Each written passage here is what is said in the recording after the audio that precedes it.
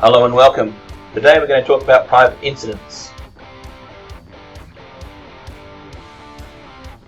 Our clients have told us that there are sensitive incident types being recorded in the system which they require to have additional privacy around. Some of these examples include bullying and harassment, sexual harassment, psychosocial, and drug and alcohol related incidents. I'm going to show you today how we manage this via private incidents and the responsibility registers. There are three things we define in an incident type. Who is responsible for completing the incident investigation process, who can view the incident, and who is notified when an incident happens. If you're responsible for the incident, you can obviously view and you're notified. If you can see it, obviously you get notified as well. So it's a flow down effect from the top. Jumping into the system today, what I'm going to do is I'm going to set up responsibilities around those three items for this incident type. I've already got notify and view, but I'm going to add another responsibility just so you can see what I'm doing.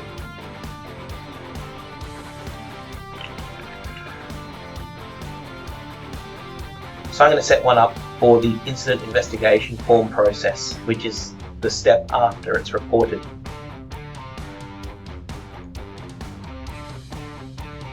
It's really easy once it's set up.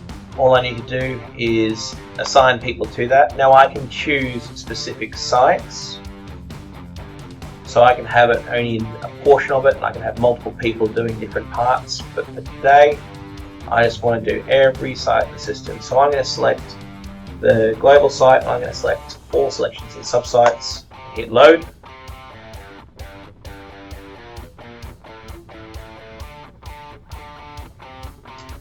It's loaded up all of those combinations there, and all I have to do is hit submit.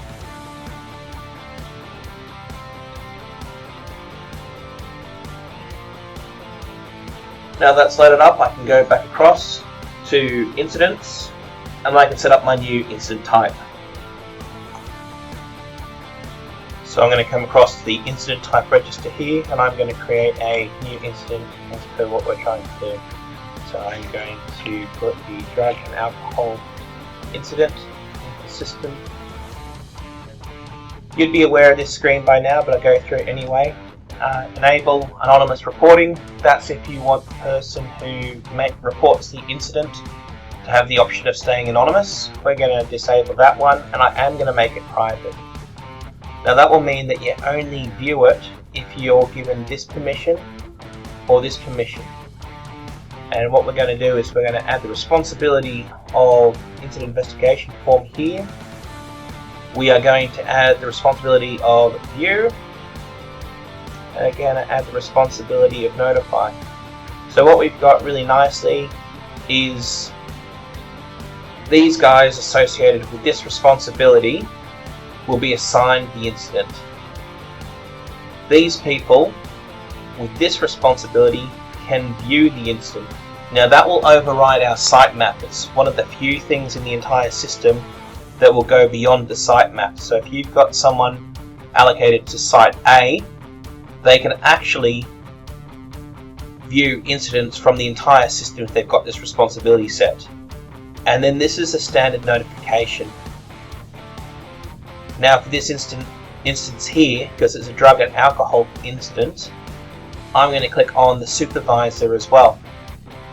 If this was something like psychosocial or sexual harassment or bullying and harassment, I wouldn't want to alert the supervisor at all, because it may be that supervisor who is the person causing the issue.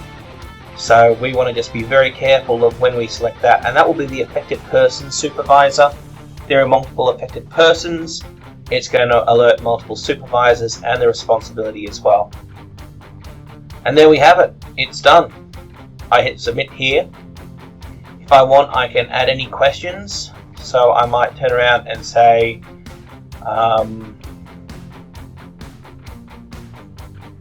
what was the prohibited substance?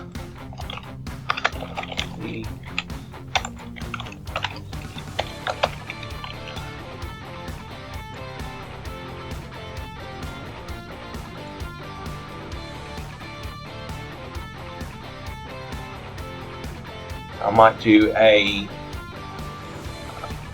text editor here. Please describe. Alright, I can build absolutely anything out here that I wish. Hit submit and we're done. Now you know that these incidents come up in the register here. And I click on add incident, select my site. Incident type is drug and alcohol incident. I'm going to do the incident as yesterday, just showing you very quickly how it comes out, because there is something different with the privacy. So I need to submit this.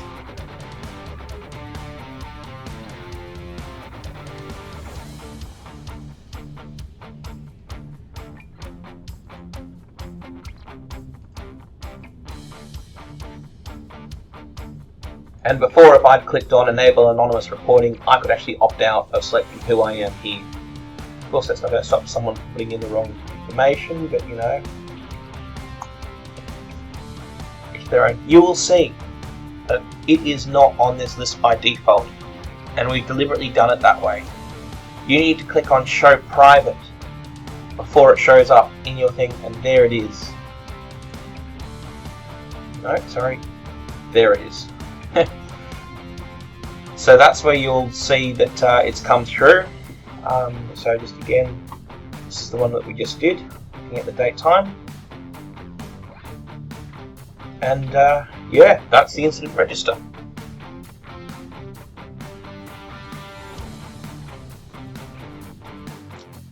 So thank you for joining us today. As you would have seen, we went through and we created responsibilities. We created these responsibilities around the different settings we can set up for incident type. We set up a responsibility that would be automatically assigned the incident when it happened. We set up a responsibility that would be able to access it when the incident happened. And we set up a responsibility to notify people when the incident happened as well. We saw the flow-on effect so that the person who was assigned the incident to do could obviously see it and was notified. We saw that the person who was able to view it got notified as well, but the person who got notified may not be able to actually see that in the system. And obviously all of that was accessible via our private incident tab. So if you have any other questions, here are my details, and you can also contact support@whssystems.com.au. Thank you again. Speak soon. Bye.